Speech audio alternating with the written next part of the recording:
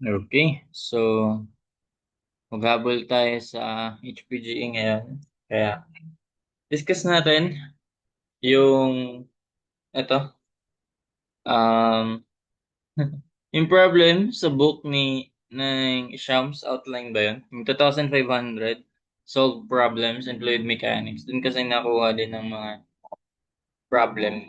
Sa CRF, yung sa fluid mechanics and hydraulics and bilisan yan, basta nila, di ba? Dun yun. Madalas kita ko yung mga problem na sa book nila nandun sa Shams outline. So ito yun.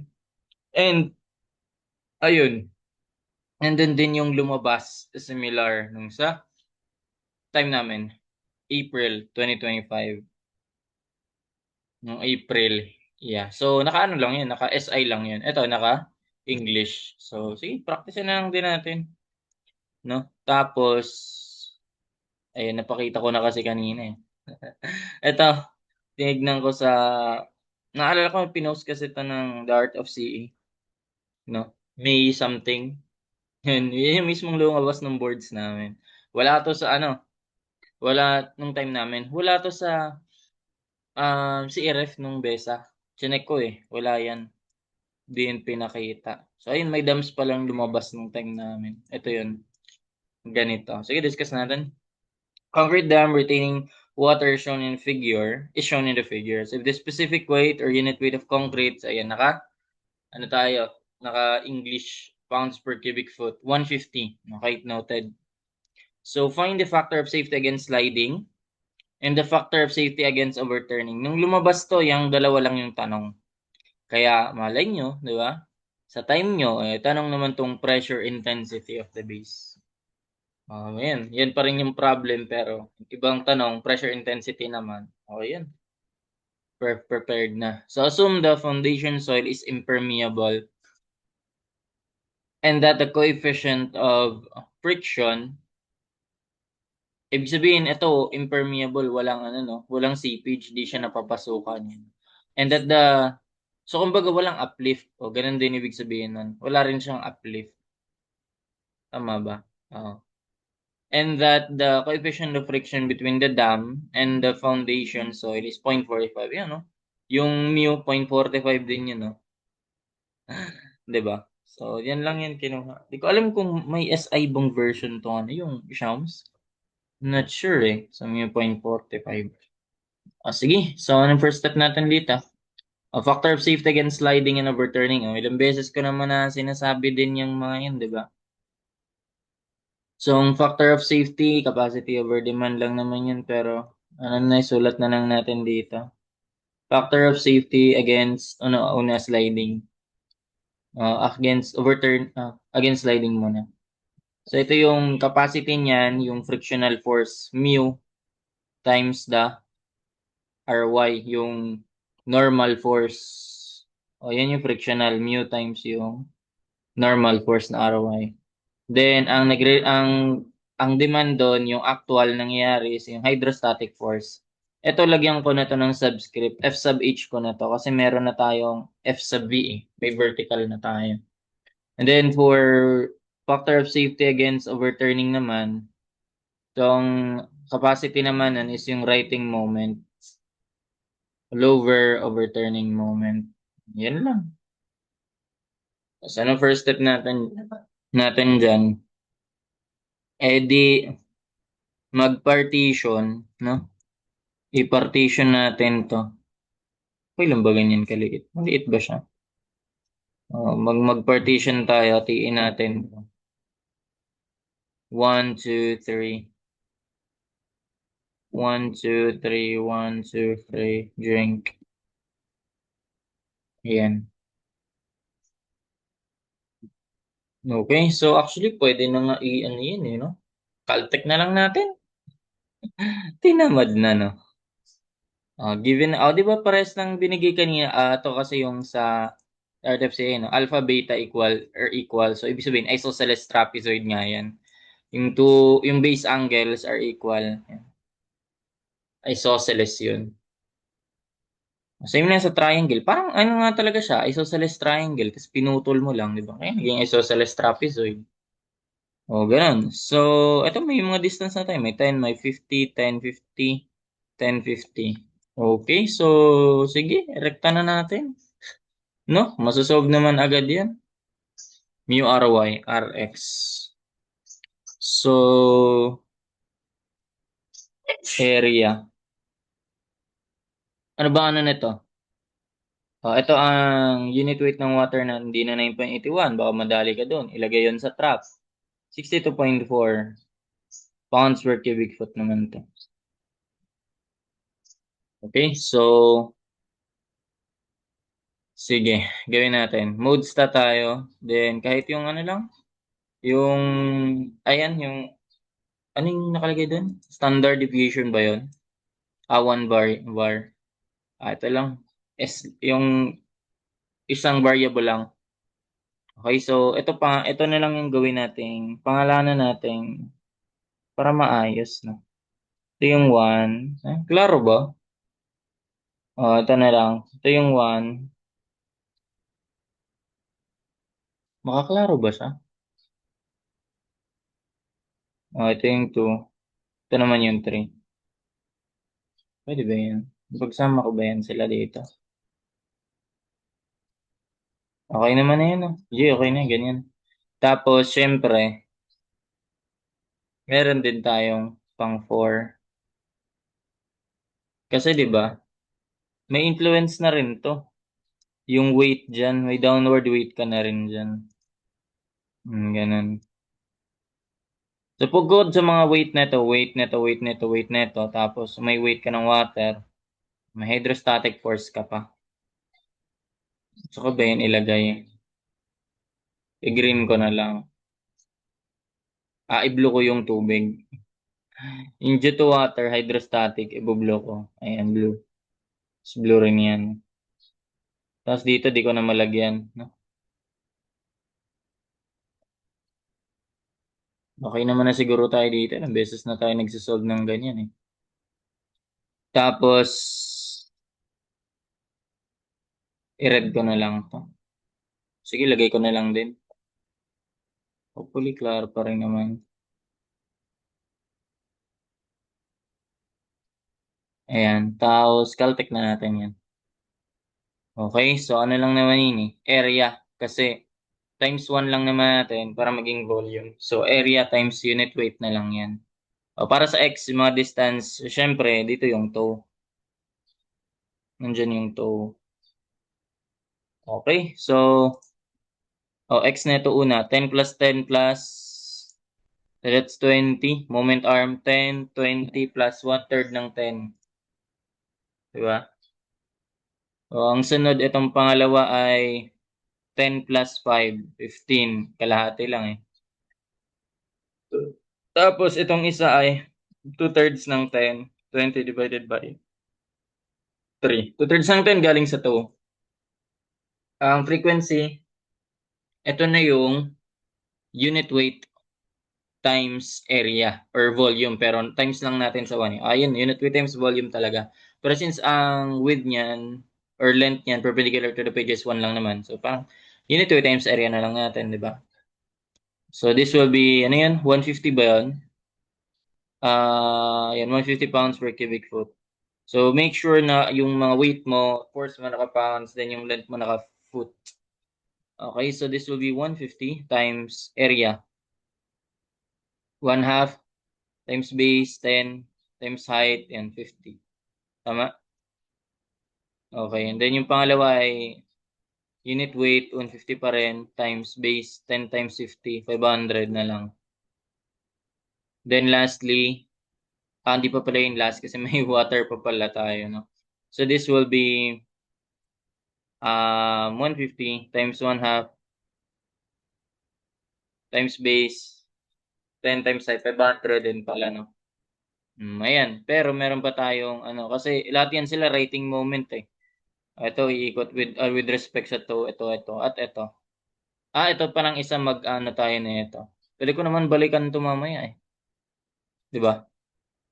Nasa ano lang naman yan, nasa data. Ayun na. Pwede mo i-clear yan. Kung ano pa, dito yung possible na ano, magkakamali. Kasi ito 10 by 50 lahat. Pero itong isa ay ilan ba to? 42. 42 lang to. So, syempre, obviously, di yan sila parehas na ito. Anong value na ito? Pwede magano ka, ratio and proportion, di ba? So, ito over neto equals ito over neto. So, pwedeng, pareho silang tangent. O, pwede mong isipin ganun. Pareho sila ng angle. Sabihin natin may theta dito. Siyempre, theta rin to. Kasi, parallel tong two lines na to. Tapos, cut by transversal. So, equal angles yan. So, ganun nga. Tangent theta is equal to opposite niyan is yung 10. Opposite over adjacent yung 50. Di ba? O, equal lang din yan sa tangent theta opposite. O, yan. Pangalanan nating x. Opposite over adjacent 42. So, ibig sabihin, para masolve mo si x, 420 divided by 50 lang yun. Ilan yun? 4 times, 32 times 10, 420 divided by 50. Ilan yan? 8.4. Oh, yun. So, nakuha natin 8.4. 8.4 lang pala to.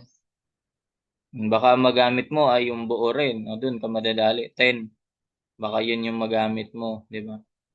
So, ayun. So, yun lang naman yung critical dyan sa part na yun. Balik na tayo. Shift data tayo ulit. Dadagdag natin yan sa pang-apat. So, that will be, ang x niya na ay, pwede mo yung i-total, tapos bawas mo na lang ng 1/3 nun, di ba? 1/3 nung length na yun.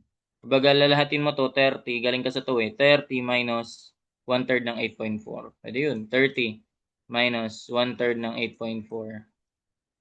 Tapos, ang unit weight na nun ay, syempre, 62.4 for water times the area. 1/2 times base, 8.4 times 42. Ayan. Ayan na yung Caltech. So, pwede na natin isulat ba? Ano yung una matukuha natin dito? Yung RY. That is summation ng yung frequency bale. So, that is simply N. O, data. Data ba? Variable. Ayun, N pala. Ayan, 161. Ito ba yun? Hindi ko naalala to ah. Sige. RY. 161 point.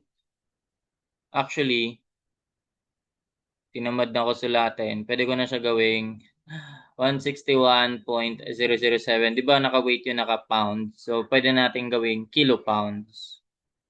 Kips na bale. Di ba? 161 point... Sige, sulat ko na nga lang. 161,007.36. O, pounds yan. Pounds yan, di ba? Or pwede mo na 161.00736 kilopounds. So, yun yung RY. O, yung horizontal force pala, wala pa pala tayo. F sub H. Ito F sub B vertical. Kailangan ba natin makuha yan? Okay lang yan. RY. Tapos, yung FH. Ano yan? Gamma H bar area lang. Gamma. 62.4. H bar. Ayan, ito. Kalahati na ito. Diba? Gamma H bar, 42. Divide by 2. Times area. Ayan, 42 times 1. Gamma H bar area. Ilan yun? 62.4 times. Pwede ko na gawing 42 squared. 62.4, 42 squared divided by 2. 55,036.8 pound. Pwede na ba? Mu RY over RX talaga yon. Pero ano kasi, um, dapat magiging ano yun. Yun yung magiging, kung meron ka dito, di ba? Kung meron ka dito sa kabila. Pero yun, FH na lang din yan. Kasi, yun lang din naman yung RX natin. RX yung reaction kasi yun, di ba? So, nagkataon kasing equal lang din sila.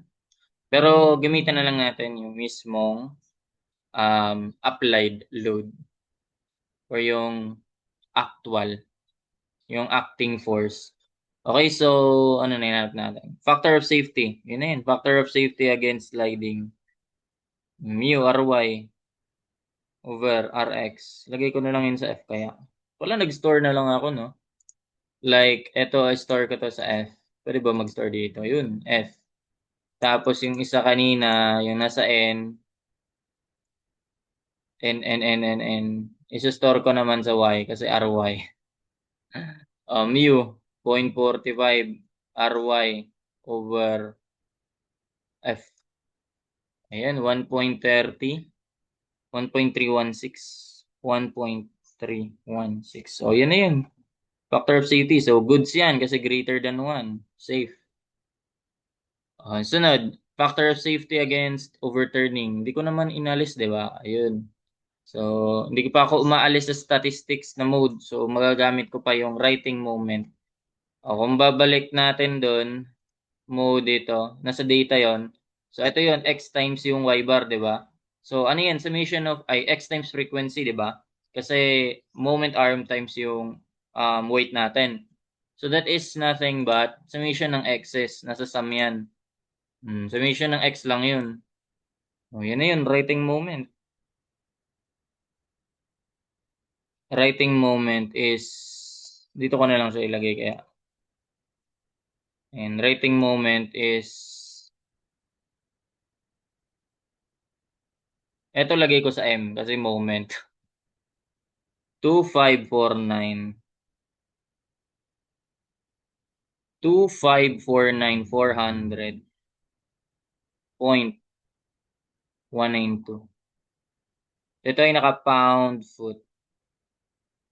O, para sa overturning moment, ito lang na may nagpapa-overturn eh. FH times yung distance na yan. O, di ba alam naman na natin yan? Ano yung distance na yan? 1/3 lang yan na eto depth ng water. 1/3 lang yan ng 42 kasi triangle yan dyan, di ba? So, yung isang centroid nun, 1/3. 4, 5, 6 o divisible by 3 pala yan. Ano yun? Divisibility rules ng 3. Okay, so FY, FH rather, horizontal times Y. Ito pala yung Y ko. Okay, so rekta na natin yun. So F times Y, 42 divided by 3. 27 overturning moment. 77 0 515 pound foot. Edi pwede ko na magamit yan. Ang factor of safety against overturning naman is writing moment over overturning moment. Obviously naman greater than 1 din, di ba? Writing moment, nakastore na yun sa M. Overturning moment, nasa ans na yan. Nakastore na to sa ans, di ba? Ayun. So, writing moment over overturning moment. Ay, putek. Nawala ba yun? Nasa ans pa ba yun? Nawala nga. So, that will be F times, ulitin ko na, 42 divided by 3. Ayan. So, writing moment, feel ko nasa ans yan. Wait. Sige, store ko na lang sa Store ko na lang sa overturning moment. Sa ina nga lang. Or pwede ko naman ang idiretso, di ba? O writing moment, divide by overturning moment. Napaka-complicate pa eh, no? F times 42 divided by 3. F times 42 divided by 3. Ayan na yun. 3.309. 3.309. Tama ba? 3.309. Ayan. Yan na yung factor of safety against sliding and overturning. And the pressure intensity on the base. Yun, pressure intensity daw dito. So again, paano ulit yan? Check mo yung eccentricity. Pero before that, alamin mo muna sa nakalocate yung RY. Ano lang naman yun eh. Sige, so di tayo basta formula lang, no? Okay, so ayan. Lagay ako ng RY. Ayun yung RY. Di ko alam saan yung location yan. Dito ba yan? Below 10 ba yan? Greater than 10? Ano ba yan?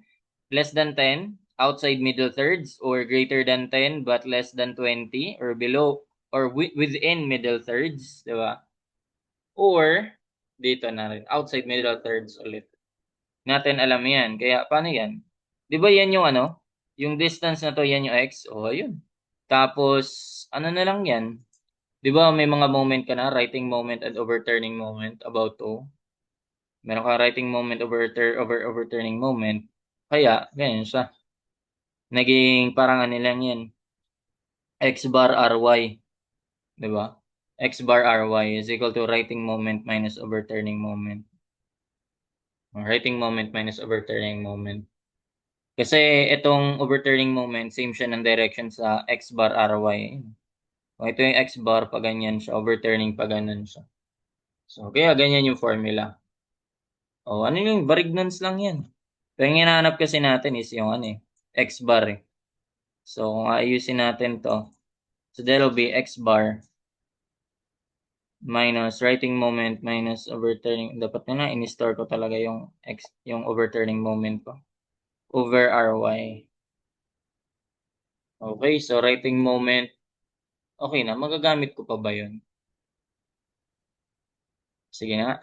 Writing moment minus overturning moment F times 42 divided by 3. Divide by Ry. Hindi ko nasawa yun. Ayan, 11.048. O, yun, greater than 10 pala siya. Ibig sabihin, nasa middle third siya. Kasi less than 20. 11.048 feet. Ayan, 048 feet. So, dito pala siya. Greater than 10, mga dito banda siguro. Ayan, meron na tayong location ng RY. So, ito na yung ito na yung X bar din natin. X bar.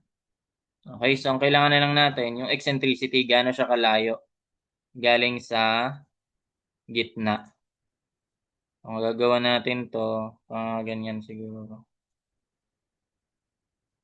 Ayan. Nasaan yun? Buti ko Ayun. Ayan. So, galing sa gitna, pinakagitna. Ayan. So, yun, B2, B over 2. Oh, bagit na ba to? Okay na yan. Goods na yan. Ito ay B over 2. Yung buong yan ay B eh. B over 2. So, ilan yun? 30. So, 15 feet. Oh, ayan. So, gaano siya kalayo?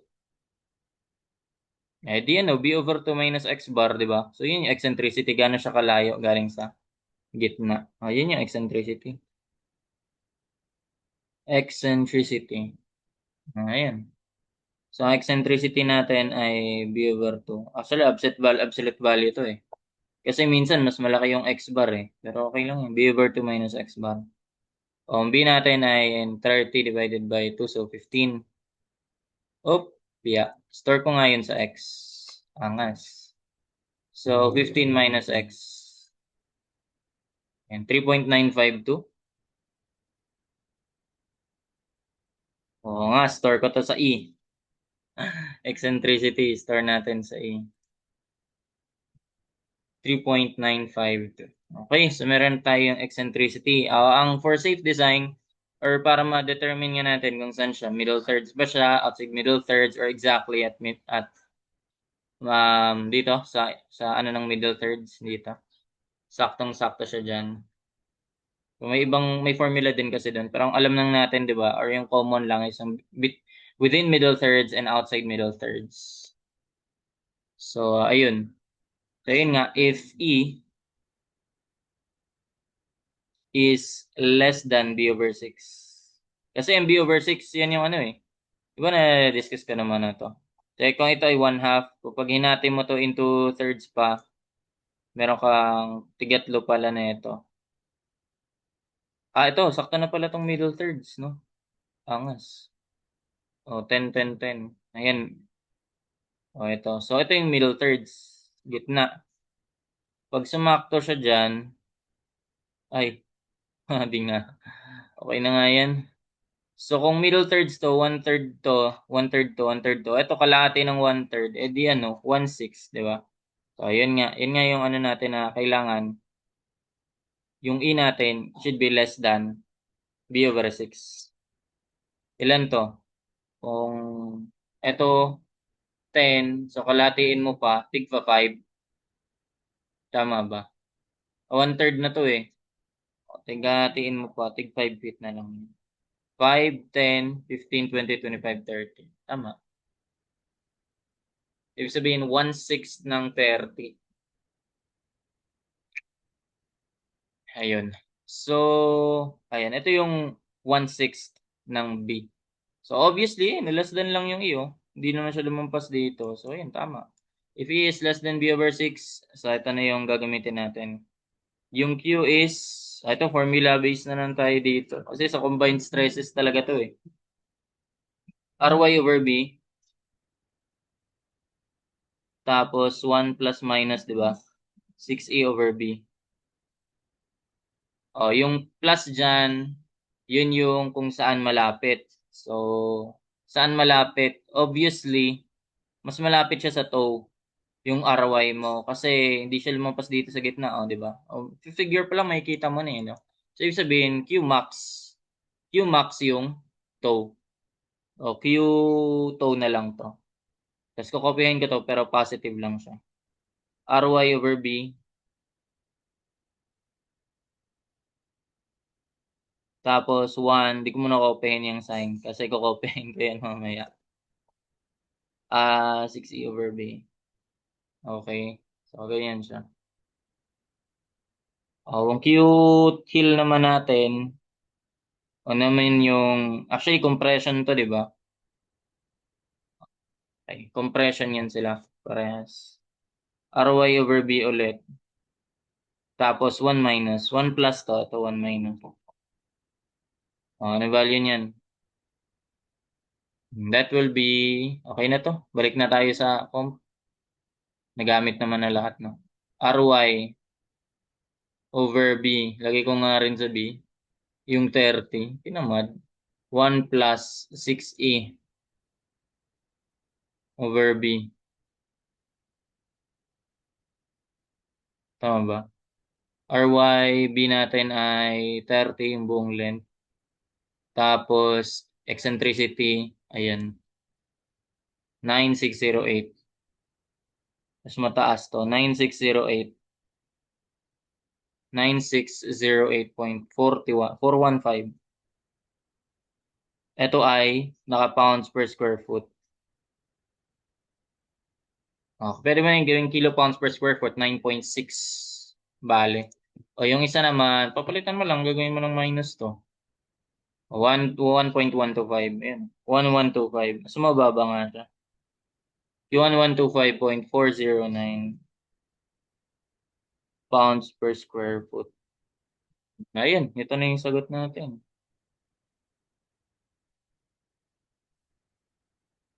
Okay, so actually ginawan ko yan ng program, no? Ginawan ko yan ng program. Ito. Actually, yung una na lang pakita natin. Naka ano ko dito eh, naka SI ako dito eh. Ito muna pakita na. Ayan. So, 0.45 yung U, ganun pa rin. Tapos, ito 15 tas 3 tas 915. 915 na pala to. Tapos 3. Tapos, ano yung isa?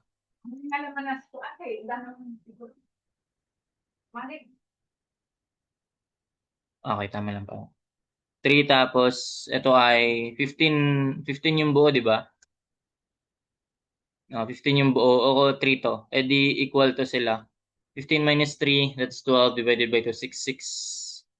So, ayun. Pwede ko siya isulat as 6, 3, 6, 12, 13, 14, 15. So, ayan. Then, ang unit weight ng concrete ay, ano pinagamit? 18 dito. Earth pala yung ginamit, no? Tapos 9.81 para sa water, then 0.45 din. Ayan. Ayan. Tama ba to? Parang may ano ko dito. Wait, 9, 15, 9 plus 15, tapos 3, tapos 6, 3, 6, 2.932. Then 17.13. So, ayan. Ito yan. After factor of safety against sliding, tapos overturning. Tapos yung allocation, RY7. So, ayun. Ato pa rin yung ano. Ato pa rin yung maximum. Kasi 7 point something lang siya. Ayun, lampas din siya middle. Hindi siya middle thirds eh. Di kasi ito hati-hati eh. So, hinatin mo to 5, 5, 5. So, ayun, greater than 5 pa rin naman pala. Pag greater than 5 but less than 10, yun. Nasa middle third siya. Ayun na, greater than 5 but less than 10. Sabi. Oh, and then, ayun, try na natin to. Oh, ito na yung 150 pounds per cubic foot. Tapos 62.4 for water, 0.4, ha? 62.4, duling ako dun ha. Tapos 0.45, tapos yan na. Tapos dito ay, ano to? 10, 10, 10 yun, di ba? 10, 10, 10. 10, 10, 10, 10. Ay, nangyari. Okay, yes. 10, di pala pwede flash fill lang yun, basta. Ayun. Then, yung height naman yan ay 50, 42. 50 dito, 42 dito. Oh, ayun. Same, same. And 1.316. Oh, 1.316 factor shift against sliding. Against overturning, 3.309. Then, ito, pinapasolve yung result. Mensa kasi tinatanong ano yung resultant, di ba? Acting. So, yung Rx, Ry yun. Square root of the sum of the squares. Square root ng Rx squared plus square root ng Ry squared. Tapos, negation of Ry, yun, 11 point something. Yan. And then, 3.952, eccentricity. And then, ayan, 9.6 and 1.125. So, 9608. 9608.415. And yun, 1125.409. So, ayun. I guess that's it for this problem. Hope you learned something. Thank you.